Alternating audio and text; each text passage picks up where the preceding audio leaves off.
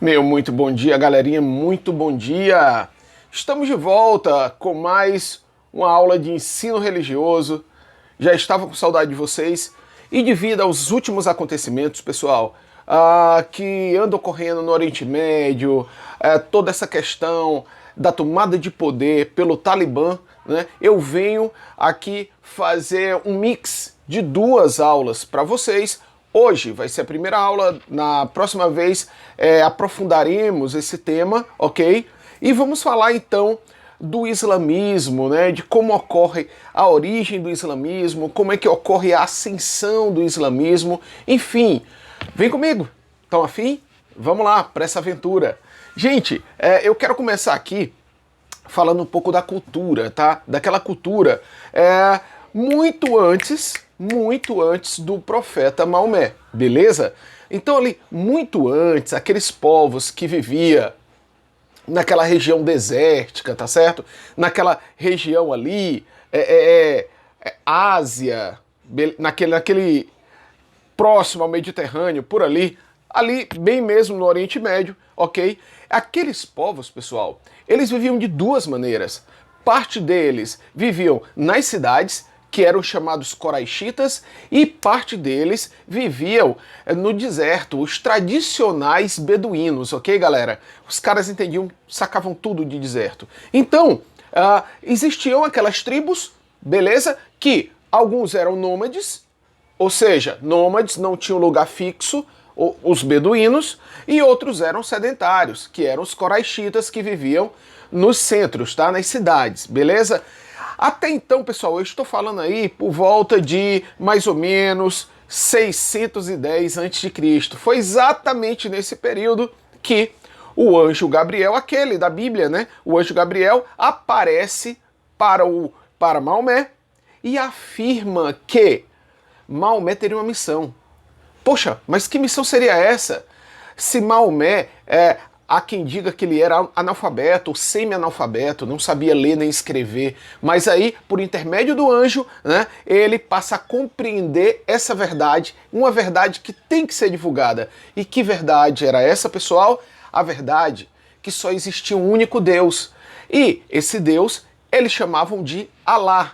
Então fica essa missão, né, para Maomé, como o grande profeta e divulgador, tá, desse único Deus, divulgador do monoteísmo, que seria os ensinamentos do próprio Alá. Tranquilo? Até aí tá de boa? Só que aí, galera, surge um problema. Por quê? Porque é o seguinte, Maomé, que teoricamente não sabia ler e escrever, ele compreende, né? Ele compreende digamos assim, que o Alcorão, o livro sagrado, ele é ditado pelo anjo, ok? Então, ele é ditado pelo anjo Gabriel e Maomé consegue redigir o Alcorão. Então, para todos os efeitos, o Alcorão tem o peso que a Bíblia também tem, como livro sagrado, tá bom? Só, gente, que aí é que começa os confrontos. Por quê? Porque Maomé começa a pregar, ele começa a pregar o monoteísmo, tá? Numa região completamente politeísta. Veja, pessoal, que era muito importante para a época a ideia do politeísmo, porque naquela região era uma região de passagem comercial. Então vinha povos de todos os lugares, era muito interessante para a economia, para o comércio, tá? E de repente Maomé começa a pregar a ideia de um Deus único.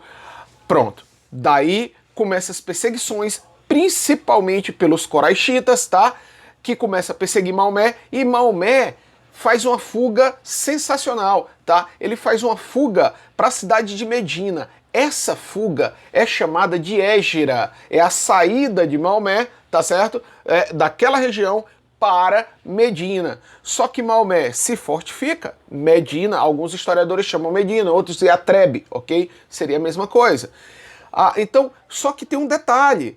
Maomé, ele foge, mas com planos de dominação. E passa, a partir de mais ou menos 1630 a.C., ele aparece para dominar a cidade de Meca, beleza? Então Maomé se consolida aí, como líder político, líder militar e líder religioso, trazendo o quê? A mensagem de Alá, tá certo? O islamismo, ele passa a se fortificar cada vez mais. Gente, a partir daí, não se para as conquistas, tá? Maomé, ele passa, digamos assim, a conquistar toda aquela região, beleza? Toda aquela região, e aí o islamismo vai crescendo cada vez mais. Vocês sabiam que hoje, ainda hoje, o islamismo é a religião que mais cresce no mundo, tá? A nível mundial, o islamismo é a religião que mais cresce. Beleza? Isso não começa de agora. E eu estou falando de mais ou menos 630 a.C. Beleza, galera? Então fica a dica aí. Só que aí o islamismo, com o passar do tempo, e até mesmo após a morte de Maomé, vou já falar para vocês, ele começa a se expandir. Se expande para a parte mediterrânea, aquele lado da África, aquele trecho mais próximo ao Mediterrâneo, tá bom? Depois ele também vai atingir ali aquelas regiões, digamos assim, do Oriente Médio, né? Até a Península Arábica. A conquista já foi logo no início, quando Maomé já domina Medina, pega toda a Península Arábica, tá? Depois ele desce pelo Mediterrâneo, aquela parte da África, e chega, pessoal, pasmem os senhores e as senhoras, até a Península Ibérica, tio Valber. O que é a Península Ibérica? Península Ibérica, pessoal, é aquele trecho, tá, que envolve Espanha, Portugal, tá, e França. Só que detalhe, eles não conseguem entrar na França, porque aí tem uma grande batalha, e já é um outro assunto, eles não conseguem expandir até a França, beleza? É a Batalha de Poitiers, com o grande Carlos Martel, aí é uma outra história. Mas nossa, o islamismo expande de maneira absurda. Gente, só que Maomé, ele foi muito inteligente. Por quê? Porque antigamente, já mesmo quando era na época do politeísmo, existia uma pedra negra, tá certo? Que o povo daquela região já visitava a Pedra Negra.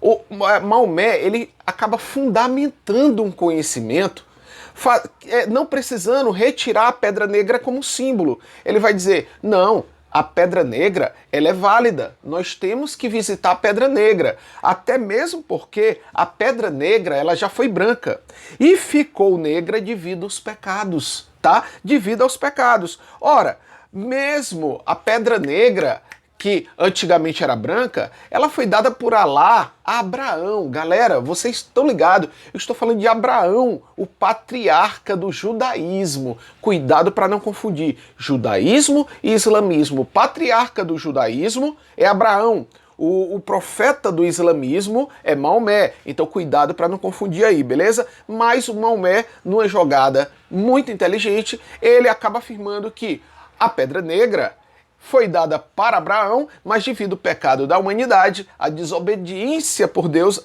a pedra branca fica negra e vira um símbolo sagrado do islamismo, tá, gente? Ela fica numa praça, tá? Dentro de uma espécie de tenda, a Caaba, beleza? Então, na maioria das vezes, quando as pessoas vão até Meca, vão ter contato com a pedra negra, beleza? Muito bacana até aí. Gente, só que aí há um problema. Após a morte de Maomé, fica muito complicado. Por quê? Porque as tribos elas vão se dividir. E aí há uma grande polêmica para os seguidores de Maomé e seguidores do islamismo. Eu vou colocar para vocês as duas principais categorias, ok?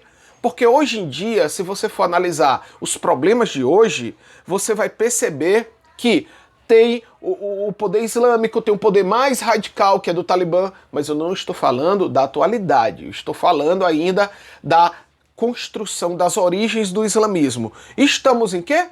Na morte de Maomé. Após a morte de Maomé, há uma divisão, tá, gente? A divisão em duas tribos. Os xiitas, bem mais radicais, e os sunitas. Tá, Valber, qual a diferença disso? Bom, gente, os xiitas, além de outras coisas, eles eram a favor apenas da consulta do Corão.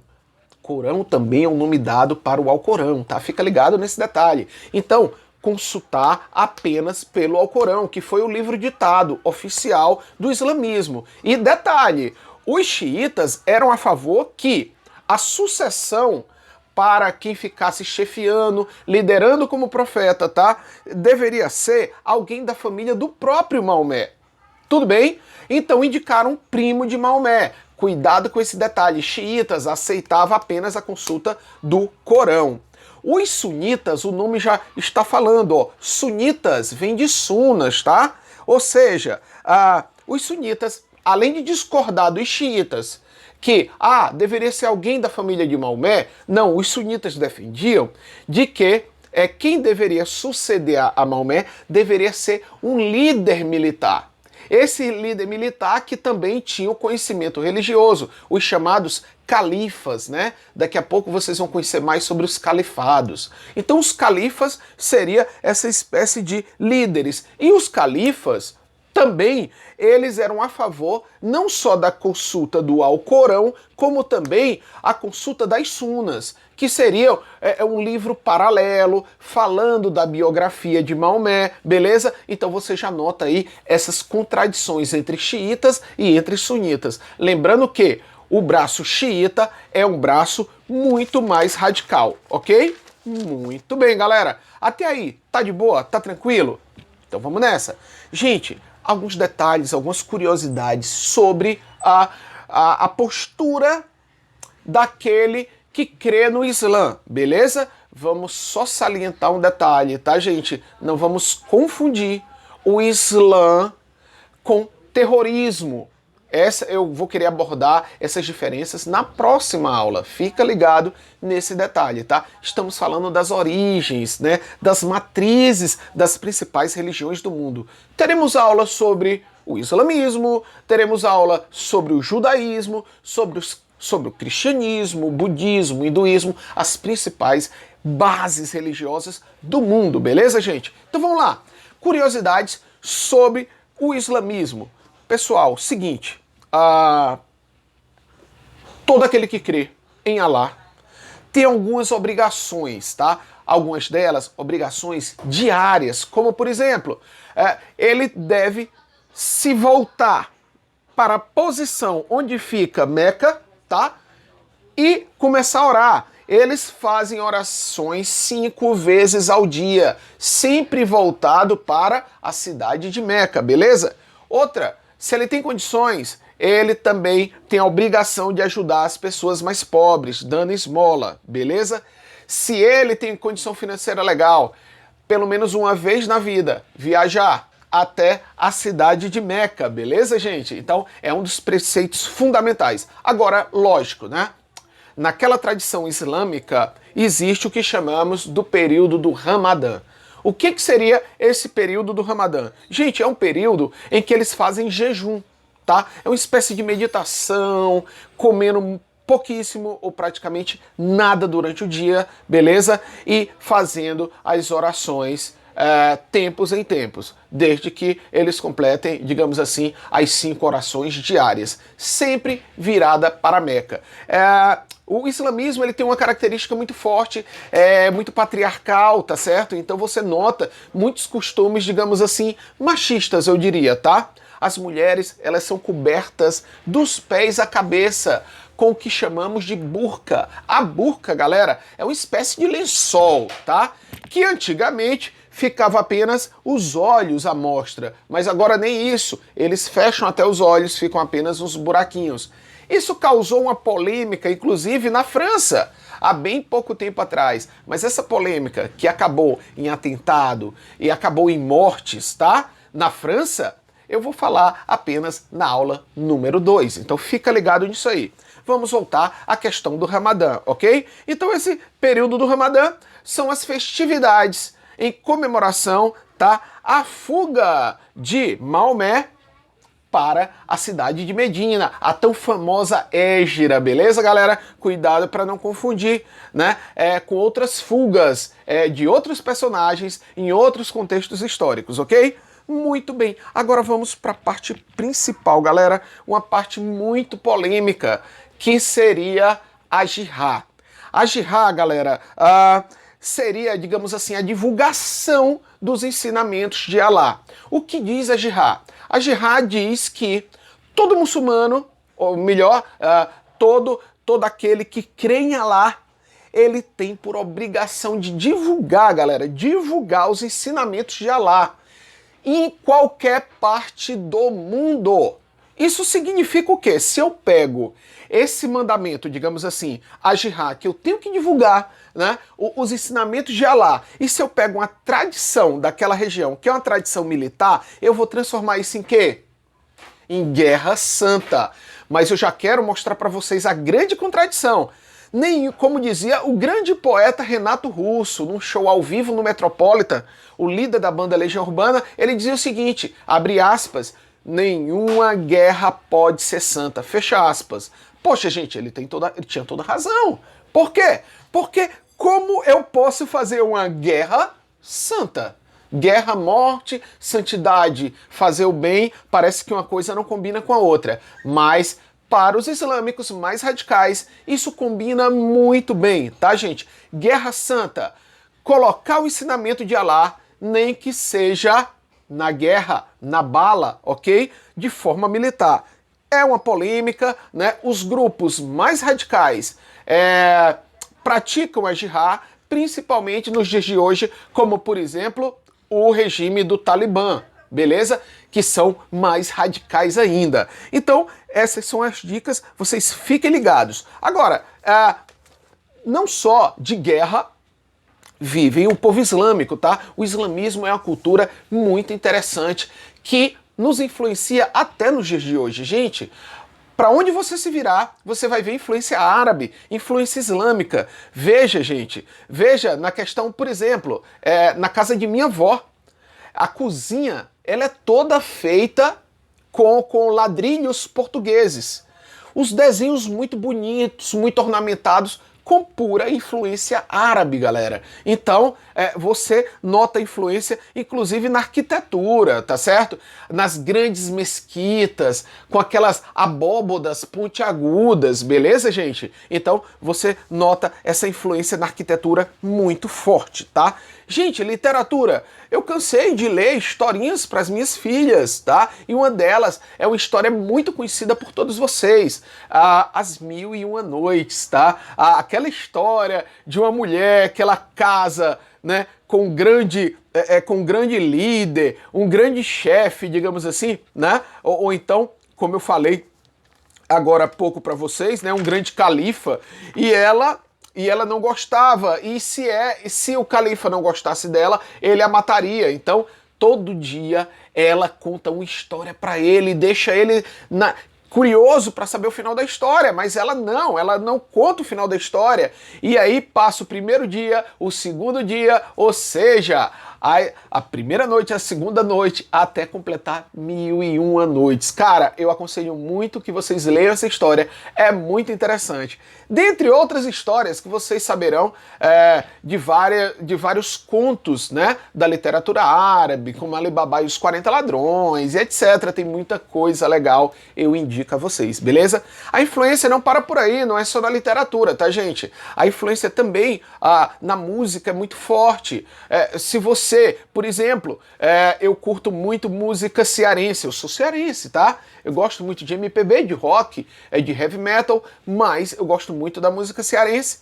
E a música cearense ficou muito forte nos anos 70, quando saem os cearenses Belchior, Fagner e Ednardo, saem daqui do Ceará para ir para o Rio de Janeiro tentar fazer sucesso, tá? Cada uma com a sua característica. Nós temos Belchior como um dos maiores compositores, quiçá o maior do Brasil, ok? Numa história também interessantíssima, numa saga de existência muito interessante, que poderemos falar no próximo vídeo. Eu quero aqui chamar atenção para Fagner, tá, gente? Eu não entendia muito bem, eu era criança, e apareceu o Fagner cantando algumas canções, e ele cantava assim, tremendo a voz, o que chamamos de vibrato, tá? O vibrato na voz, quando ele cantava coração alado, dando um vibrato na corda vocal, e ele tremia, aquilo me chamava atenção, e nossa, o que esse cara tá fazendo? Será que ele tá passando mal? Sei lá, nada disso, galera. É o estilo árabe de cantar. Sem falar que também os árabes, eles também criaram o violão, beleza, gente? Então a influência é muito forte na música. Na medicina, cara, os árabes foram muito astutos. Os estudos de medicina, a evolução a partir do século VII, tá? Depois de Cristo, acaba, enfim, aprofundando o conhecimento e acaba ajudando na evolução da medicina, né? Matemática, o sistema decimal também é todo árabe, sem falar das principais contribuições na filosofia, galera, que é minha área, com grandes filósofos que vieram depois de Santo Agostinho, que vieram depois de São Tomás de Aquino, filósofos cristãos. Nós temos os filósofos árabes, o Averroes e o Avicena. Gente, a cultura árabe tá aí. Eu vou tentar deixar para vocês algumas músicas que fazem referência, tá? Mesmo de forma indireta, à cultura islâmica ou à cultura árabe. Deixarei aí no card para vocês. Agora é só assistir novamente essa aula, tá? Aprender tudo sobre o universo do islamismo e depois fazer a atividade valendo ponto. Valeu, galera! Até a próxima aula! Fui! Uou!